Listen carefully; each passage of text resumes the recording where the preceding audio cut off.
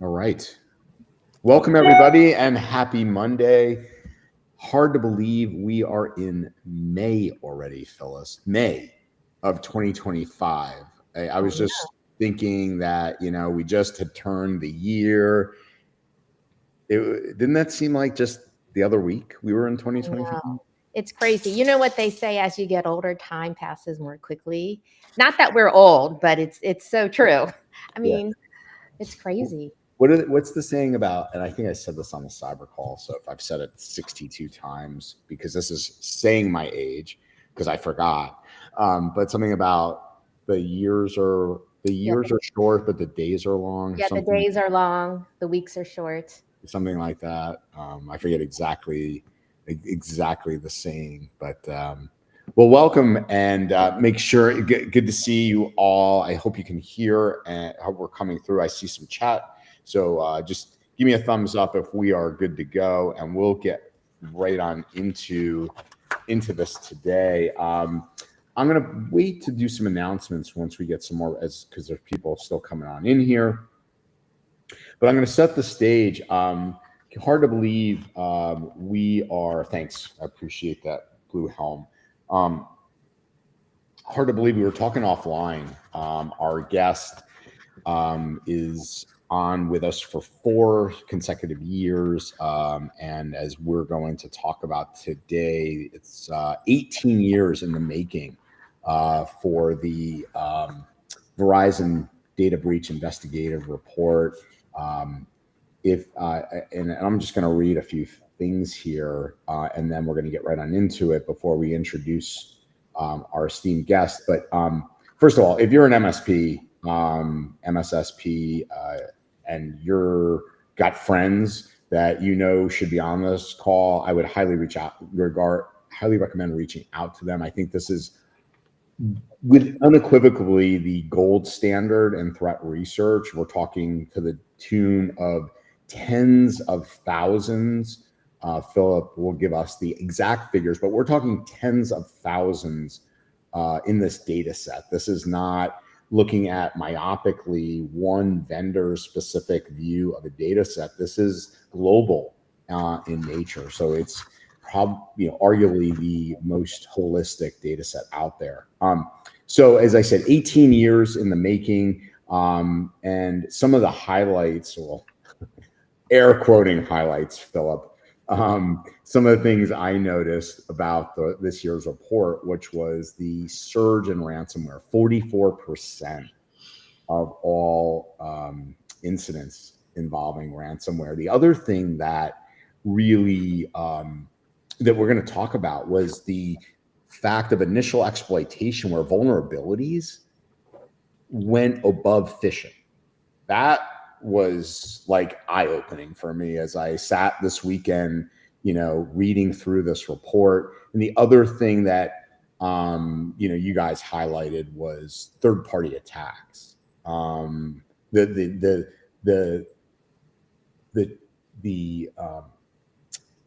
impact the supply chain is beginning to have on us all is becoming like, this is something we didn't talk about on the DBIR for really before. And to double year over year, we'll talk about that stat, is pretty profound.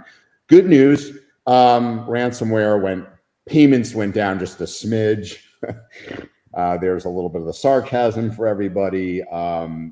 No doubt we're going to look at SMBs, which were, any SMB, any customer, any prospect telling you we're not a target. Oh boy, do we have some data for them, because it's in, what is it, Philip, in the high 80% SMBs as far as being attacked, and just not even in the same playing field as the enterprise right now, as far as being able to defend effectively.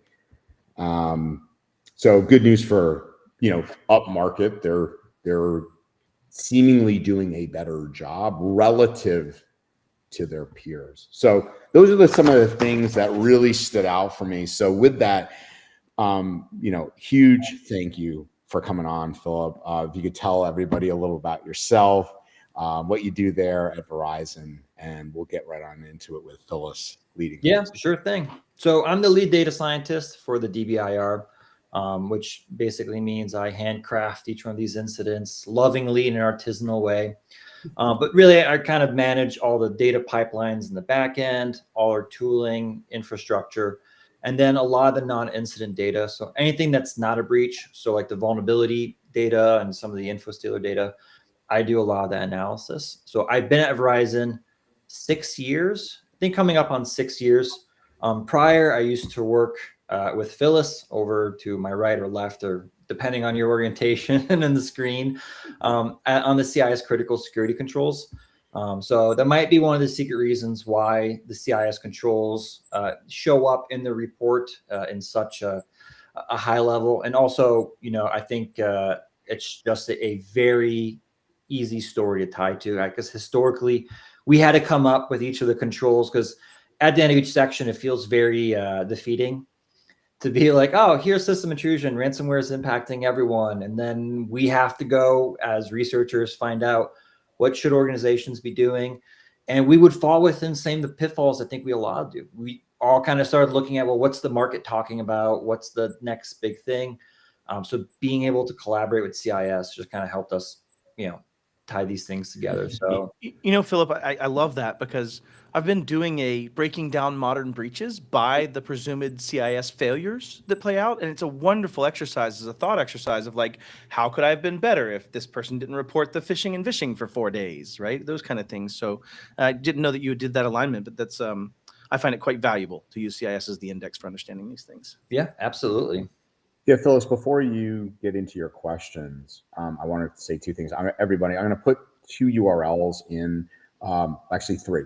I'll put the Verizon DBIR URL first and foremost, so you can go get it and read it. There's also an infographic this year, which is phenomenal. I would highly incorporate it. I could see someone like, and I will introduce, before we're done, our esteemed co-host for the first time on here, Miss Marissa. We'll make sure we do that. I want to put in the URL for, like I said, the Verizon DBIR, because it's critical that you guys read this, at least skim it. The other thing I'd like to put in is, believe it or not, and I probably said this, we are in the 5th year of the CyberCall. Over 10,000 MSPs have watched the CyberCall. And we are going to bring back the original cast on May 19th. That'll be Kyle Hansloven coming back from Huntress. That'll be Wes Spencer from Empath, Gary Pica. And Phyllis, if you'd like to join us, that'd be great. If not, there's no pressure, but we're going to bring back the original cast on here to talk about the past 5 years, the present and future. So that URL with the ad event is how to get to that. Please share it far and wide. And the last thing I'll just like to share is, in terms of Right of Boom, we've added an advisory council, and we now have a content survey out there. These are the top sessions that have been voted on. We're making some really critical changes to this year, so we'd love to hear from you, what you'd like to see and hear. You can rate them or write in at the bottom the sessions. So last but not least, but certainly not the least important, Marissa, welcome for the first time as a co-host here on the CyberCall. Everybody loves and knows you in the channel, but I was thrilled to have you on. Please tell us a little about yourself. Thank you. Thank you. It is so awesome to be on here with some of my favorite people. I am the CEO and co-founder of an MSP in Atlanta.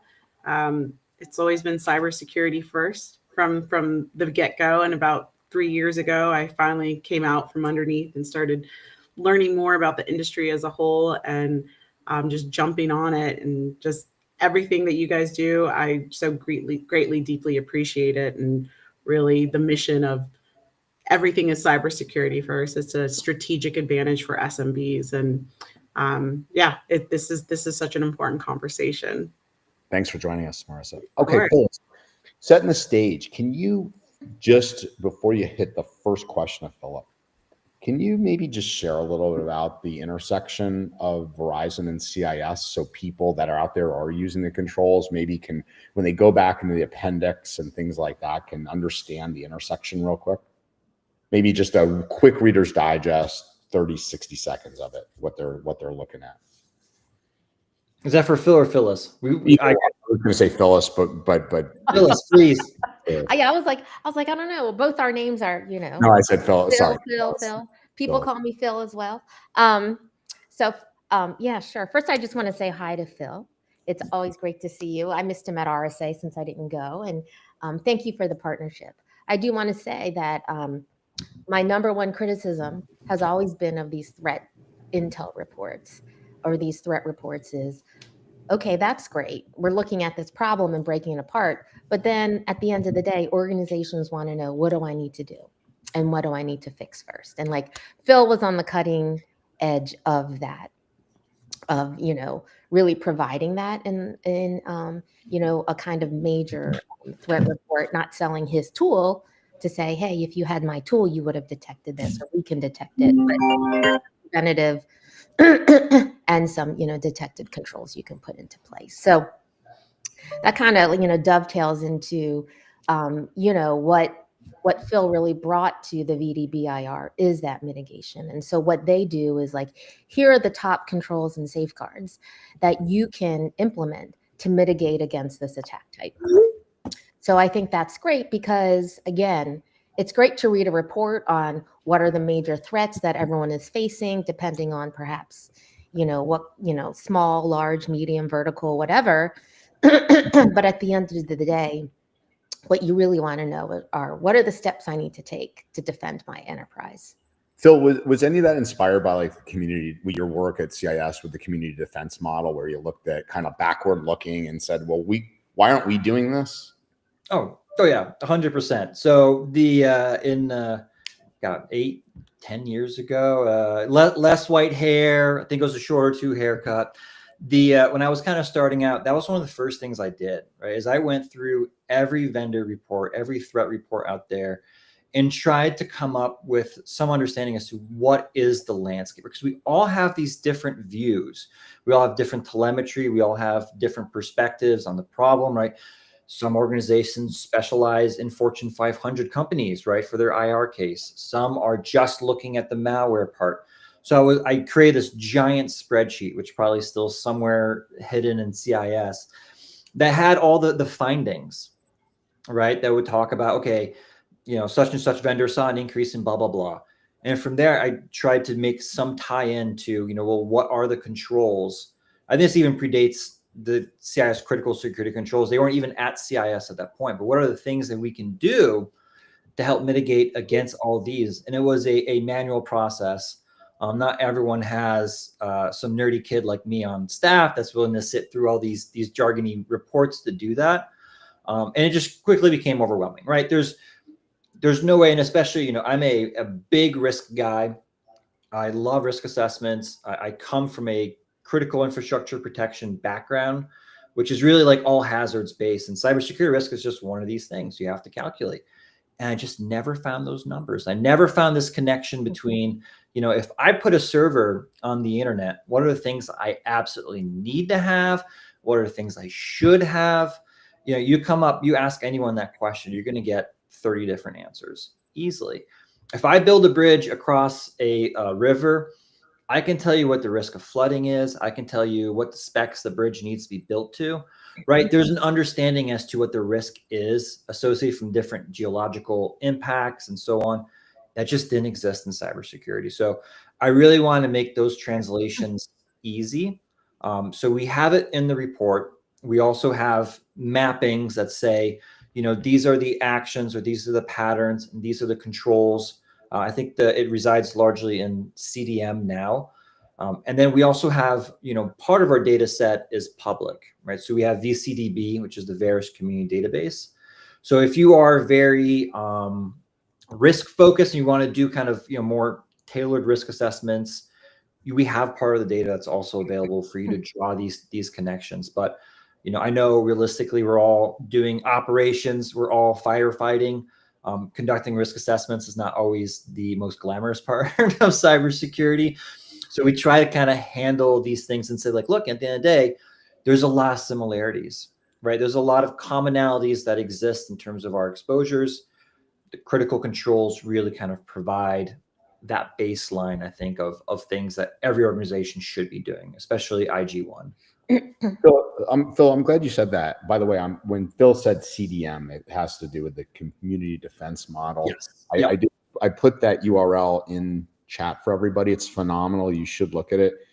I'm glad you said, kind of like, risk assessments, kind of downplay to everybody's favorite thing. But, folks like, I'm going to just, Marissa, I think MSPs that truly understand how to look at a risk assessment through the lens of their client, like risk to revenue, not just let's look at technical controls of risk, but what does it mean, through the lens of almost like a BIA, right? What are the most critical systems, processes? You're very focused on medical, right? Like, if the EMR, let's talk about, the criticality of your EMR system, right? To your business and your revenue, and right. I think there is guidelines for MSPs that understand how to have the business-led conversation. It's the difference maker. Yep. Right. That's how you start that conversation. I mean, that's how we started for our MSP, of being that consultant, of really coming in and looking at it from a consultative lens and starting with the SRA. And the next thing you know, poof, we had a big MSP. It just kind of happened because of just leading with the SRA and leading with that conversation. So yeah, all about it. I spread the word, like my MSP peer group. I went to them. I was like, we must all be doing this. I accept no other answer than everyone is doing it in 90 days. Okay, go. Yeah. And you're going to see a monumental difference, I think, in the MSPs that are becoming much more business focused first, because that's the language your client speaks. That's the language your prospect speaks. They do not speak cyber. Yep. They do not speak technology. They speak revenue. They speak contractual obligation, right? Those things they speak. So Phyllis, with that, let's get on into it. Yeah, sure. I just want to give a shout out to Phil again. I mean, that's really how we started implementation groups. And Phil was one of the ones who spearheaded, like, hey, this is what should be an IG 1, 2, and 3, which is kind of like what we would say is like that mass kind of risk assessment, threats that everyone is facing. And this is how you should defend against those. Anyway, so Phil, now we're going to finally get to like the meat and potatoes of VDBIR. So what was the single most surprising trend that you saw looking at the data in 2024? So really the increase in vulnerabilities leading to breaches, right? It's always been in our data set, but it's kind of exploded, as Matt's head indicates.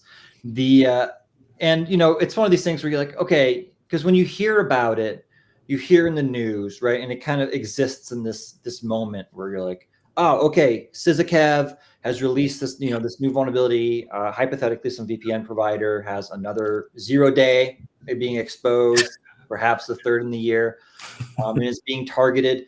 And then it kind of goes like, okay, people are either patching or they're not, and the story kind of dies down. Versus, like some of the big ransomware events, we hear about this forever, right? We hear about these breaches, because it slowly trickles in like the breach notification.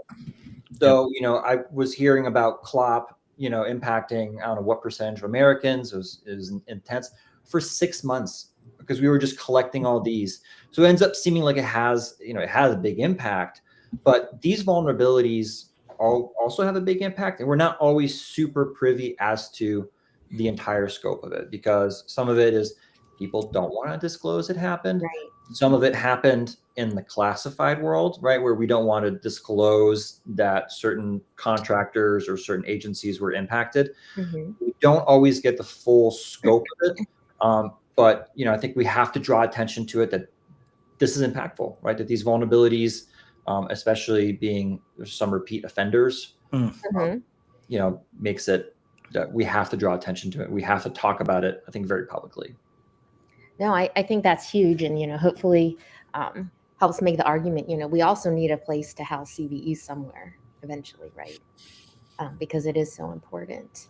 So, as Andrew mentioned earlier, ransomware was involved in 88% of breaches at small businesses, which is just, amazing. That's huge. So, from your analysis, is this primarily due to, attacker picking on SMBs because they don't have strong defenses in place?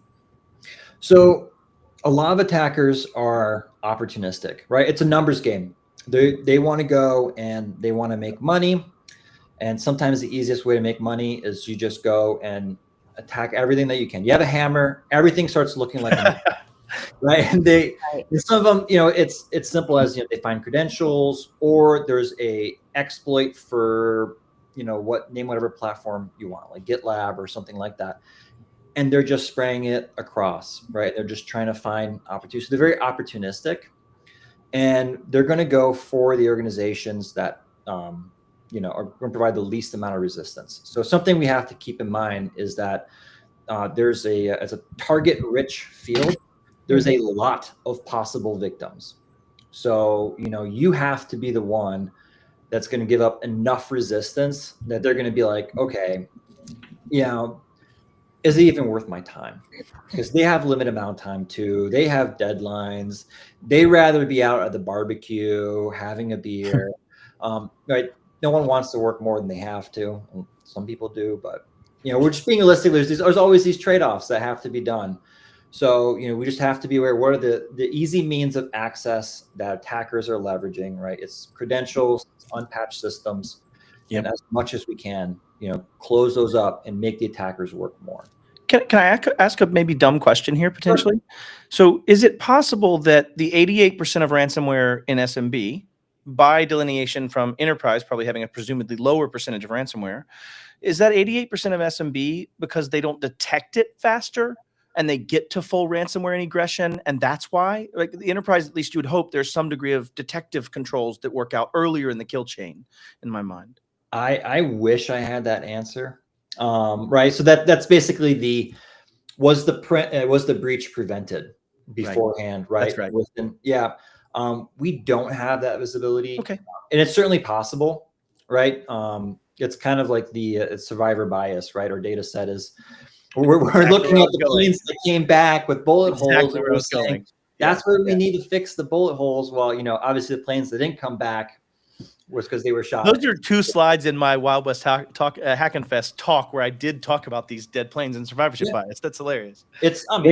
We talk about it all the time because we always have to be a little cognizant. It's like, okay, was what we're reporting on intrinsically biased? Like, I love it.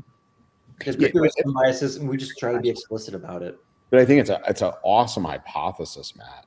Like it really, you would think that you could put out there, what percent, if you looked at the two, right, enterprise versus SMB, well, what is the difference? Well, it's certainly, you're going to look at security maturity as a leading indicator, and you certainly would see governance. Again, this is all hypothetical, right? Yep. But you could certainly have a conversation if you had an intellectual prospect or customer, right, Marissa? You could certainly have hopefully an intelligent conversation to go, what's the difference?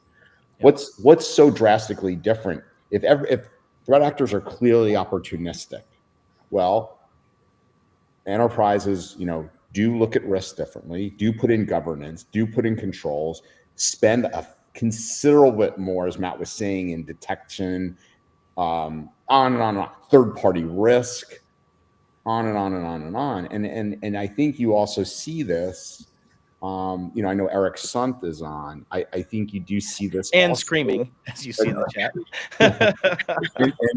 But I think you do see this, Marissa, you might even see this, right, as a difference in spend, right, with your more mature, larger co-managed customers that have, look at a significant amount more of budget versus the others. Is that? Well, it's an interesting strategy, like on my side, because part of the conversations when I'm like, for instance, I'm here at a conference talking to SMBs right now, and a lot of the conversation when people are like, how do you go and get on stage and talk to these people? And I'm like, I'm not even talking about the IT stuff and the cybersecurity stuff yet. I'm talking about driving their operational maturity level so that they can really start reframing their own mindset and perspective of really thinking about, I love how you said, like, you need to look at risk the same way that the enterprise organizations do. It doesn't have to be that expensive. There are really good tools. There are really good MSPs that can support you in getting you to look at risk strategically. But it starts with their operational maturity level as a whole. So a lot of the time I'm talking about, how are you running your business? Like, Yes. how do you move that forward so that this becomes part of that conversation to get you to the next phase? That's phenomenal. I love the way you said that, Marissa. All right, and Phyllis, back to you as we keep stealing your question. No, it's good conversation. Excuse me. So, Phil, your team found that almost half of compromised systems with corporate logins were non-managed, BYOD, or of course our favorite, shadow IT. So, for MSPs, trying to manage or fight for their clients, the edge of their clients' environments, how can they practically reduce this massive blind spot before access brokers, turn any kind of forgotten device into a ransomware detonation point? Yeah, that's a great question. So maybe it's helpful to provide a little context. We did last year touch up on kind of, where are some of these credential type abuse attacks coming in from, right? Talked about brute force, credential stuffing, right? We're using known good credentials against the environment. And then we touched a little bit on info stealers, right? Where there's a specialized type of malware that focuses on just stealing the credentials and other system level information from compromised devices. We touched up a little bit on it and said, yeah, maybe it's about 30% of these systems might be corporate devices. But this year I kind of went full in. I got a lot of really good partners and leadership buy-in to do a deep dive, because I really want to figure out how much are these info stealers affecting corporate organizations, or at least organizations of any type. And it's a very complex data set. I originally came in with the bias that, like, oh no, this is teenagers downloading some Roblox hack, right? That this isn't really impacting organizations. But then when I started looking on, I kind of adapted Matt's view there. It's totally not the case, right? It's impacting organizations at large. And one of the reasons why is it's an easy way of monetizing an infection, right? Because back in the day, when you look in terms of, you have a system, you have malware on a computer. What are you doing with it? You're doing some clickjacking. Maybe you're mining some crypto if it's early 2000s, right? You're finding some way of leveraging the compute power of the system to create some money. But right now, it's less about the compute power, and it's more about the accounts that might reside on that system.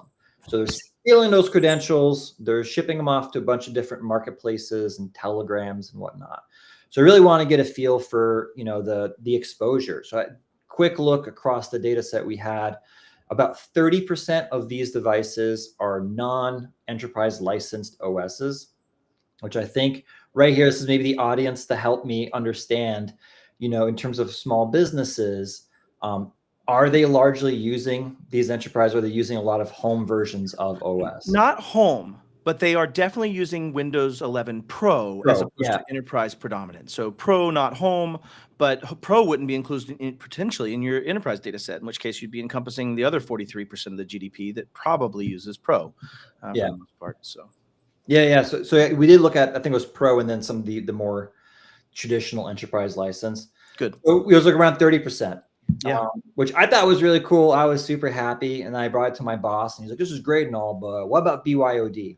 Yeah, and I'm like, well, that's not like a marker on an infected device that says this is a BYOD device. So the cut that we did is we went and eliminated. We had some data sets that these are possibly corporate logins.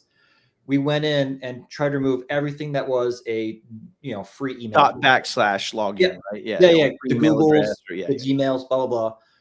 Picked all those to the side. And then that was kind of our quote unquote corporate login. and 46% of those were like the home version of the Windows. So you're seeing this commingling of, personal use credentials, right? A lot of these systems, like I think on average, like 60% of these systems had streaming or social media, or 10% were having also Go dark ahead, side. Andrew. Sorry. Yes. But Phil, can you also fill in? It's a very important piece here. That's my shadow LLM entry too, isn't it? So can you kind of touch on that? Because that's what I forget that there was a threat report for like this. Just real quick, let me get this out, and I want to hear it from you. There was this threat report from this company that does, detection. It's a system that sees what's happening with LLMs on enterprise, and it highlighted this very thing that, okay, even though there's governance in place, I'll get around that. And the staggering thing about using Gmails and everything in these LLMs was the vast increase in two areas that I was like, this can't be true. But the biggest rise in data sets came from legal and HR. I mean, so can you get your head on this? I'd love your brain power on this. What you think? Give it, Phil. Yeah. So we looked in terms of we had a specific data set, and this is a obviously corporate data set, very I want to say regulated, but they were doing monitoring at a very high level, right? They were a very mature organization, and just looking in terms of the Gen AI use within these customer base, what have you, right? 72% of the folks that were using these Gen AI platforms were using their personal email account. So basically, they're shipping off whatever corporate data they may or may not have and sending it off to some third-party platform, which you may or may not have a relationship or oversight, or you probably don't if they're using a personal email account. And then who knows what's really happening to that data once it's gone. And if you add the other 18% to that 72% of corporate credentials that weren't SSO, that weren't tied into it, you get into even more potential shadow IT realm as well in this conjecture, right? So it's almost 90%, right? I'm not a math guy, but pulling this all full circle to a CIS Verizon DB. One of the I told Marissa this. One thing I'm really excited about in Right of Boom 2026, a session that was approved, is Sunil, who now, Sunil, Phil. So his business Gnostic, which won $5 million, by the way. At RSA this year. They do data governance around LLMs. And, we said to the advisory board, if we can get Sunil to bring this down a bit to our level, how he's written this paper with Sands on access control and least privilege around LLMs. Like, so that I'm thrilled that he's going to come and talk about that this in February at Right of Boom. I think it's going to be like just such a most needed, especially, put another, 8 months under our belts about how, people are getting around, but use, the corporate governance, even in, a company like yours, Marissa, that you might be supporting that's got PHI and PII, how they're getting around it and uploading that data. I think it's going to be really, really critical. Andrew, I don't want to target something that just happened Friday, but I don't know if anybody saw the JP Morgan CISO's open letter about this conversation on Friday about SaaS and third-party vendors and things. And that's going to lead to this question I have for Philip. But it's this understanding of, if we talk about even this figure on page 13 about Gen AI and account credentials, practitioners in the enterprise space all the way down to the small business haven't done the fundamentals in CIS. They haven't done 1.1 well, and they haven't done 2.1 well, and they haven't done 3.2 well. And as those things play out, that's why, SaaS, we have to track SaaS. That could be a problem. Oh my goodness, shadow IT using their Gmail account. I mean, I've seen breach after breach after breach, including even the Cisco breach of 2022 that had some personal account storing things in a browser on their machine. And so, that brings me to this point of, Philip, you found that third-party involvement, right? So third-party involvement went from 15 to 30% of breaches and doubling year over year. So when you think of an MSP, especially an SMB MSP, and I did this talk at RSA, I had 2 talks this year at RSA about this problem. They are both a consuming entity of vendors, and a vendor themselves that has more than privilege, like literally God mode to those customers underneath them. And so, one of the questions I have is this doubling of this third party. What do you think the biggest blind spot is for third party risk? And I'm quite biased on it, so I'll let you answer this one. So the blind spot is I think we're still somewhat stuck in for the folks that can do it. I think a lot of it still ends up being a little bit of a paper exercise. Tell me about what you're doing. Tell me about, your security posture. And maybe there's some third party that's auditing it, or maybe there's some way in which, we can kind of tie it into. So I think there's still that issue. And also the other part of it is the lack of teeth, right? A lack of ability to force compliance. You can, if you are the Googles and the Microsofts and the DOEs of the world, right? You can say, these are our requirements. You have to follow X, Y, and Z. Otherwise, we're not going to do business with you. I don't see that as being as much feasible in the consumer space, in smaller SMB space. So yeah, that's at least my, sitting back as an academic that looks at data, part of the issue. But I'm of course interested in you guys' folks' view too. Yeah, I in my talk, I posited to the enterprise world. I had 2 talks. One was called "If It's Somebody's Responsibility, It's Nobody's Responsibility." I did with Lawrence Cruciano about shared responsibility matrices. But in the other talk, I had a talk with Tara Wheeler that says SMB cannot survive on your CorpSec enterprise rules. And I was just explaining the nature of this MSP that has arisen, that's literally doing everything for an end customer without any of the capabilities, well below the cybersecurity poverty line, as Wendy Nather coined it, and really just said, as the enterprise, try to find the minimum viable crappiness in your supply chain. Just literally go ask Marissa, hey, Marissa, how does your practice manage asset inventories for yourself and for your client? Rather than, do you have an asset inventory? Yeah. Right. And that open-ended answer will tell you either a very mature answer that I know would come from Marissa, or a very immature answer would come from a trunk slammer. And the argument of that is to try to use the enterprise to kind of drive these constraints upon those SMB and help them choose the right Marissas of the world. And so that was my take on it, is that it's an economics challenge. SMB spends 6 to 7% of top line revenue on all tech. Anyways, so one of the most interesting publications that I've seen was, I'm very much in the healthcare world, of kind of dumbing it down for different size organizations, because there's a lot of philosophy even with MSPs of, well, that's not my customer profile. They're too small for that. They're not going to have the appetite, the distraction for it. And really kind of looking at, like, here are the major milestones that have to happen. And this is how it applies to enterprise. And this is how it applies to medium size. And this is how it applies to small. And this is how it applies to startups. And really kind of, if you start from that perspective of the beginning, I call it the stepping stones. I'm like, it's all about those fundamentals and the stepping stones, and we can't skip a stone. And if we do, you can try, but you might fall in the water. And then you're going to have to go back to the beginning and start all over again. And that's far more expensive than just incremental stepping stones. So 100%. Philip, Matt, before Andrew go. You brought up, I love the question you just brought up, and I'd love for you to say it one more time, because, Brent Adamson talks about client confidence, and he talks about this very thing.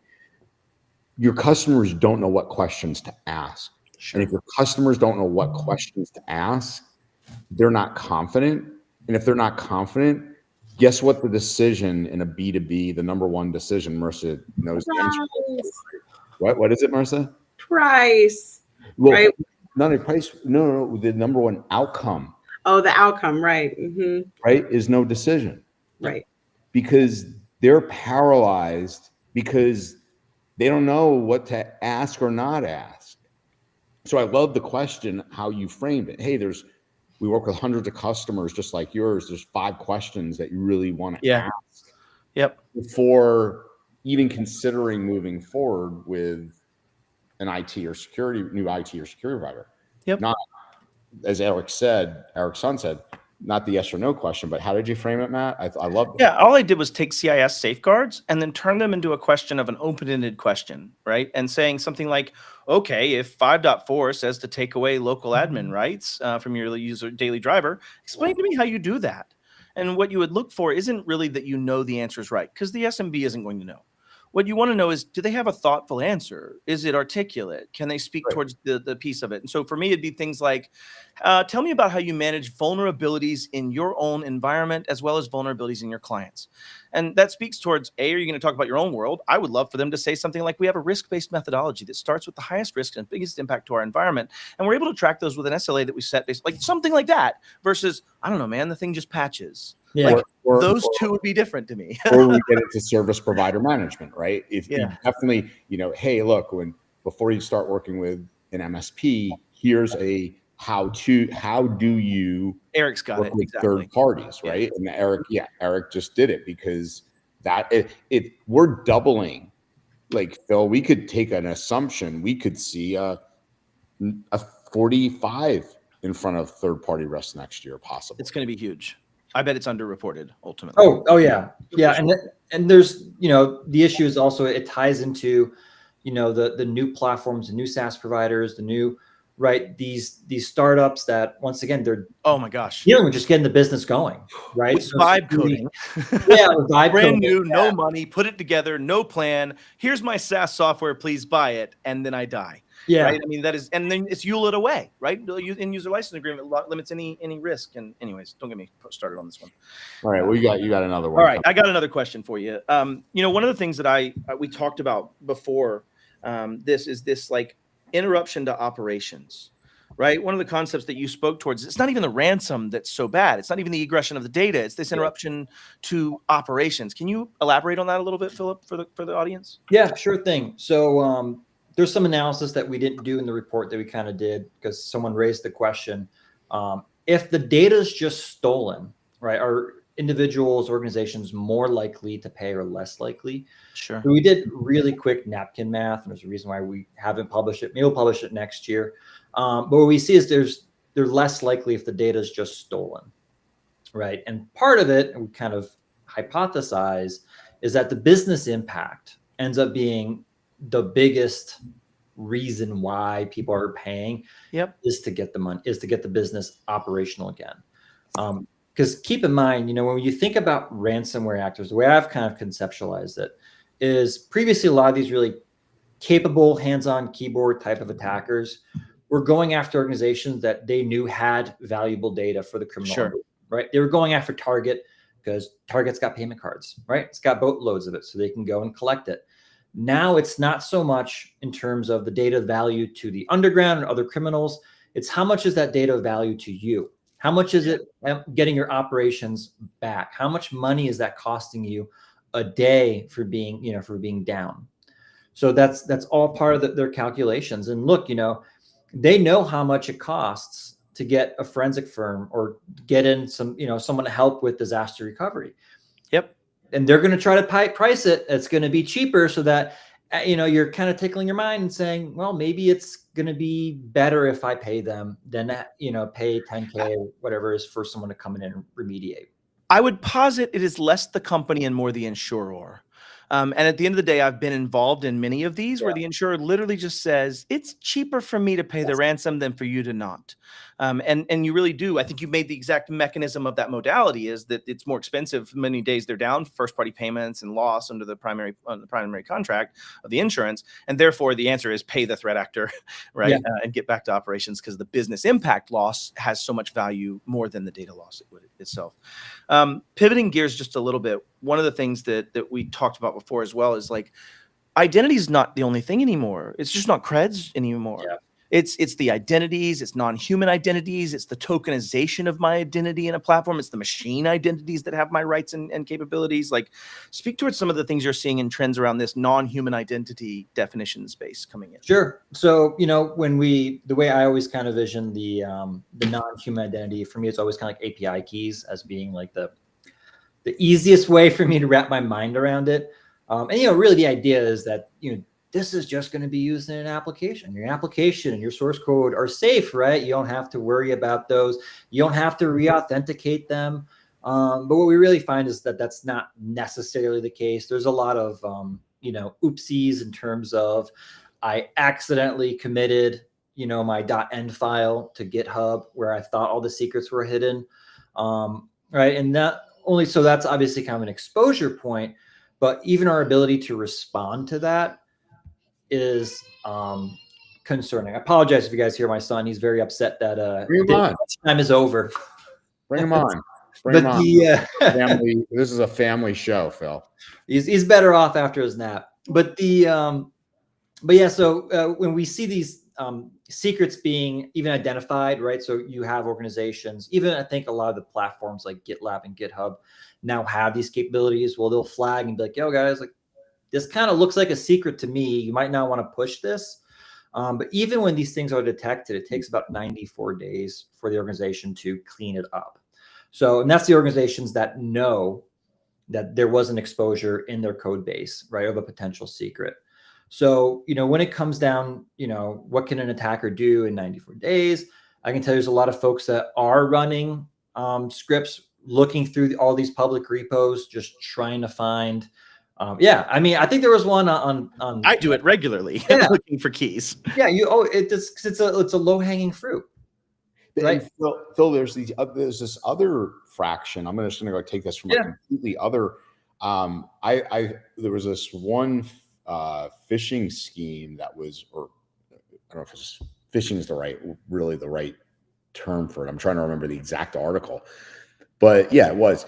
So what they were doing with the GitHub is like they were targeting gamers.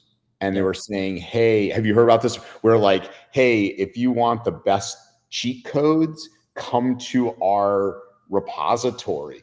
Yep. And they were embedding malware in the cheat codes of the GitHub. So the gamers were like, oh, cool, I'm going to go get the best. Slam dunk red line play, right? Like that one's right up the red line malware. Yeah, so it's being used in both, like as both a means of scanning, as Matt was saying, you're just saying, but it's also being used as clickbait as well, no?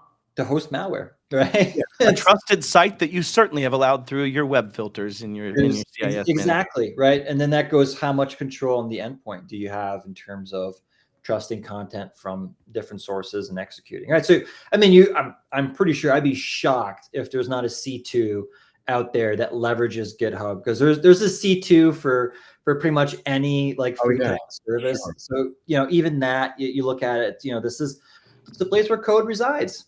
Yeah. Right? And you can run it in GitHub functions, GitHub pages, right? So you can do all kinds of stuff there and make it, anyway. GitHub Actions too, right? You're getting free compute for an hour or whatever the time frame is. So yes, there's a lot, these third-party platforms are robust. I mean, they are critical for development.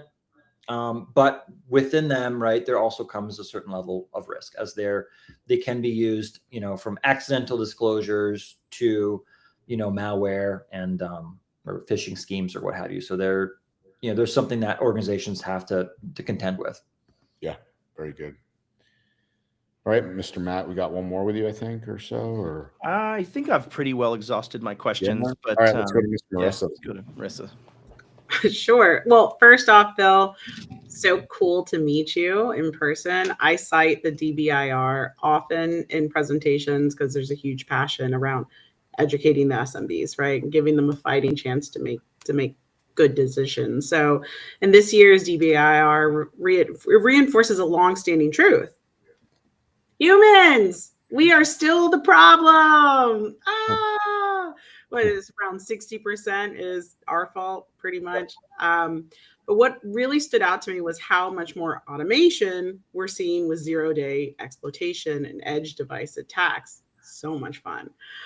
For MSPs, does this mark a fundamental pivot in how we're prioritizing controls? Maybe moving from end user training and phishing defenses towards patching velocity, asset exposure management? I mean, just spitballing a couple of ideas. Like, what does this mean for our industry? So I would not shift over from giving up on our users quite yet. right? I think they still have a very pivotal role in terms of our security defense. So I would keep the security training, right? And when it comes down to looking in terms of the exposures, and this is we're kind of like at an interesting time in history because we haven't quite fully moved off on-prem, right? We're still, in between this, are we full SaaS cloud enabled? Are we somewhat, is there still some office with a VPN that we log into?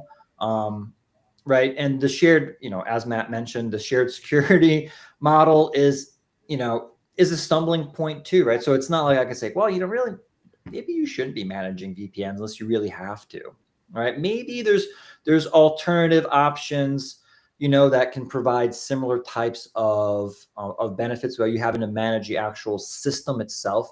Because when we were looking in terms of the patch cadence, right? So we looked at specifically SysAKev's on perimeter devices.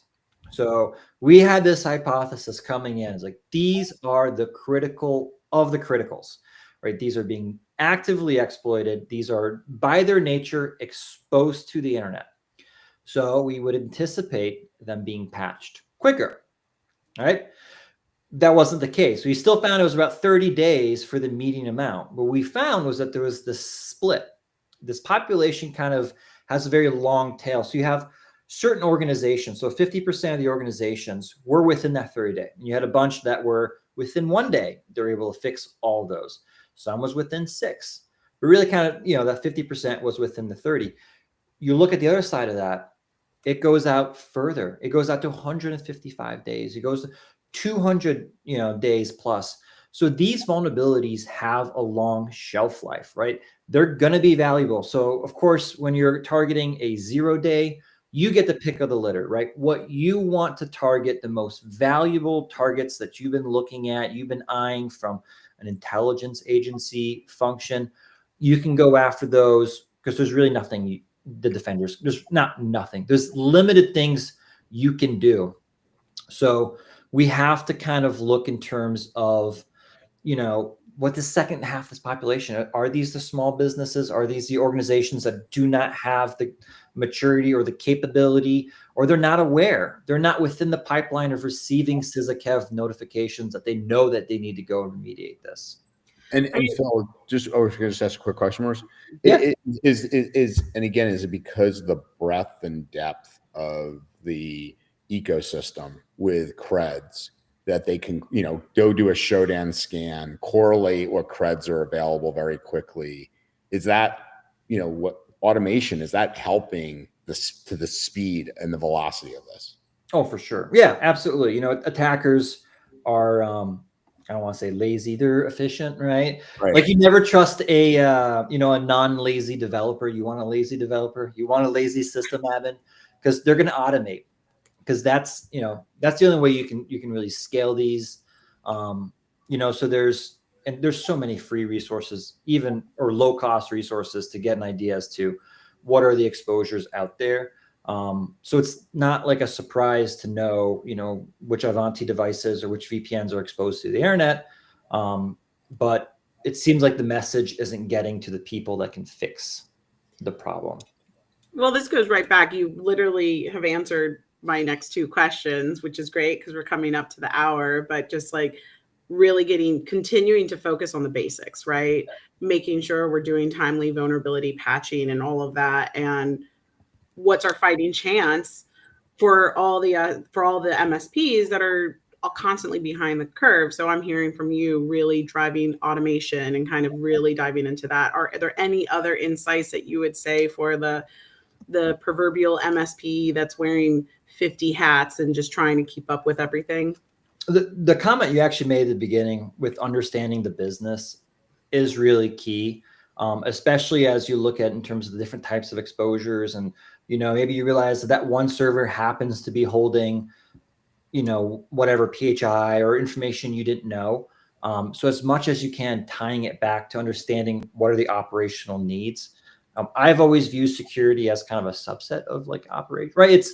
It's how do we maintain confidence in our systems that they're going to work. Security is one element of that. So I think that the comments you made at the beginning were very insightful, and that's why I'm stealing them to respond to your question. Well, that's why I always tell people when I'm talking to potential clients, I'm like, I'm a business advisor. Yeah. And I provide you IT and risk solutions from the cybersecurity perspective, but I'm here to advise you on your business, and always trying to keep that lens, and then hiring really great engineers to do the other stuff behind the scenes to make it happen. Well, I could talk to you all day, but I definitely want to hand it back off to Andrew over here. No. I want you to hit a few more. We got a few more minutes if you don't mind. Okay. So, I've got one more. You take it to the end. It's fine. Awesome. You're the star today. Thank you. The report it highlights that only 54% of edge vulnerabilities were fully remediated. This report makes my palms sweaty, Phil. Yeah. Even though they're the most exposed. So for MSPs managing dozens and dozens of clients where prioritization is everything. If you prioritize everything, nothing is prioritized. Yep. What lessons can they take from this data? Like, is partial remediation just an optimistic term for, it's still at risk. Like, a risk is a risk. It's either 0, 1, and yes or no. Yeah. So we had a lot of debate about that partial remediated. We went through, so much in terms of like, is that really the best way to describe it? We work with, because at the end of the day, we're collecting data from our partners, and they're the ones that, have some of these classifications, and like, well, it's probably remediated in the sense that it's not showing the signs or the flags that it's may be, vulnerable. Or they may have put compensating control, Yes. I don't know if this term lands, but monkey patching, right, is a term that I've used before, where I'm just literally pushing truck bumpers together to solve the problem. Yeah. I just turned off the flag that discloses what version the software is, which is something that kind of showed up a little bit in our data, is that a lot of these platforms aren't forthcoming with telling you what version is from like externally. So they're like, well, yeah, it's harder to know if it is a vulnerable version because it's just not disclosing it from like an external, like I can go and touch it and ping it, and it's going to give me back some version, or somewhere I can go and get that information. So, which makes it harder to attest whether or not it is remediated if you have purely kind of like an outside look, or, the system doesn't support agents to scan it, which there are some systems that don't. So there's a combination of that, monkey patching and what have you. But, for an attacker perspective, they don't care if it presents as vulnerable. That's right. Is it vulnerable? Right. They're going to send the exploit. That's right. But as a good guy, you can't do that. Right. People frown when you start throwing exploits around to really verify if a system is vulnerable. Yes. I want to go back to Marissa's point real quick about this kind of maturity being the factor. I think, Philip, you just stole that as an answer too. But I tracked when the slash and grab vulnerability for ConnectWise happened last year. Yep. I found a cohort of 1,000 machines on Shodan. Of that cohort, 440-ish, give or take 400 of them or so, were online at any given moment. Yep. I've tracked those to see how many patched over time. ConnectWise gave away a free license. How many patched? ConnectWise took away the ability for it to function. How many patched? What do you think the standing percentage is right now, Andrew Morgan? The last time I ran that scan of how many unpatched systems still were running Screen Connect and responding to the world.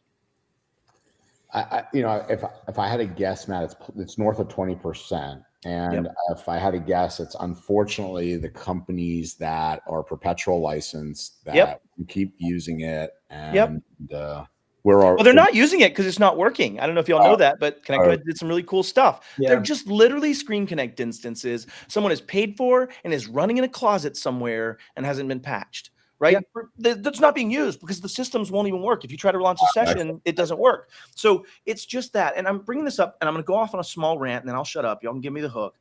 Everybody likes to say patch with priority because it's hard. But sometimes it's not hard. Screen Connect takes seconds to patch. And once you do it, it's pretty much ubiquitous. There are no failures. I've not had problems with it. I believe that we have a problem culturally. A lot of times we just say we can't get to that stage because there's process in between, or in the large organizations, there's a lot of dependencies that they like to test, and they set up these processes to keep operations up. Back to your point, Philippe, of the most expensive point being the operations. And therefore it's easier to say it's hard to do. But 7.1's 7.1 for a reason. It's early in the controls, and it's a .1, and it's an IG1. And my point is like we talk about, oh, I need to know the kev so I can know what to patch. Are you kidding me? Like, you should be patching when the patch comes out, not when the kev comes out. Man, there's a lot of dead bodies. Maybe we ought to put on this body armor. No, body armor before dead bodies. Right. Anyways, I digress. I mean, I would like to know. Oops, Oh, sorry. go ahead, I Philip. would like to know, why is it so hard to patch? I would like don't a know. whole hour on the CyberCall of, is patching hard? Oh, that'd be a great debate. Because back in the olden days, yes. Yeah, in sure. olden days, Stuff would break. Exchange stuff would be break all the notorious time. for all the exchange upgrades. Yeah. I mean, my rant from the MSP perspective, something that they are better than. There are other shiny objects that they're chasing, and it would be really, really lovely to have firm non-negotiables in our industry of the things that we do and we don't do and the things that we prioritize. It's a lack of prioritization. I think if I push the button, the patching works, but that system, there's a module on there that I know patching is going to break it, so I'm not going to touch it. And then no one's responsible for it, and it is then forgotten, and they're not doing any reporting or analysts to find those missing gaps when they don't run automation for patching. And I'll close with this, Marissa, before we thank Phil and you. But I think there's also still a massive gap, at least in the conversations I've had in companies that are MSPs, even still, that are doing a good job with external devices, extra edge devices. It's like they'll say in their MSA, we patch all systems, yet they're focused really more internally on the Microsoft stack and things of that nature. And the edge is, I mean, we see it. I mean, right through the eyes of Chris Lair at Solace, who, you know, whether it's a Sonic Wall, a Fortinet, you know, it could be 4 months after there's a valid patch out. He's like, yep, they got popped. Blah, blah, blah. Is there an MSP involved? Yep. MSP is involved. And I just think there's this, well, if we can't sell vulnerability management, then, you know, they put that before that this is part of delivering good security. I think that's part of the problem still. I don't know. What are your thoughts on that, Marissa, while we close out here? I mean, it's everything. I mean, I talk about operating businesses, and my Trump is culture is everything. When I'm talking about IT and actually being a guardian of individual SMBs in ecosystems, vulnerability management is everything. It's everything. Every single decision, it has to be the forefront of our lens of how we're doing things. What are we prioritizing? How are we empowering our teams to run with these things, to get these things done? Don't go chasing after the shiny objects. Stay focused on the fundamentals. I mean, the DBIR says as much on there. Yeah. And I think, just one exclamation point on this also, in conversations I've had with countless MSPs, is there's no real SLA on vulnerability management. In other words, what are the critical devices? When can we stop business? What is a P1? You know what I mean? There isn't that conversation of what's mission critical to stop business to patch, you know, and this comes back to where we started the operational maturity conversation. So, well, and that doesn't stop, Andrew. I'll shut up after this. That doesn't stop with SMB. I mean, and when Move It was happening, I called, I think, 30 or so companies that I found very sensitive data on very vulnerable Move It servers, including Louisiana, Indianapolis. I mean, tons of major players all have the same problem. So I don't want to paint this as just an MSP problem. This is a global problem. Yeah, that's as shown by the VDBIR. Right? Yeah, exactly. Very fair. Very fair. It just, again, we highlight though, with SMBs, just such a disproportionate now. I mean, Phil, we went for a period of time there. Remember last year where there was no difference. Remember that famous state? Yeah. Well, there is a big difference now. Back again between the two. Poverty line.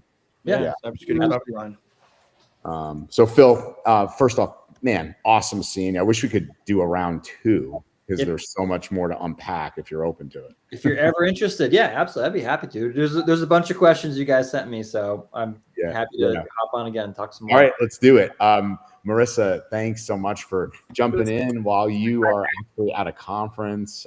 Matt as well, thanks for coming in as always. And Phyllis, wonderful to see you. Everybody have a fantastic week, and we'll look forward to seeing you all soon. Keep Thanks. on. Cheers. Cheers. Bye, y'all.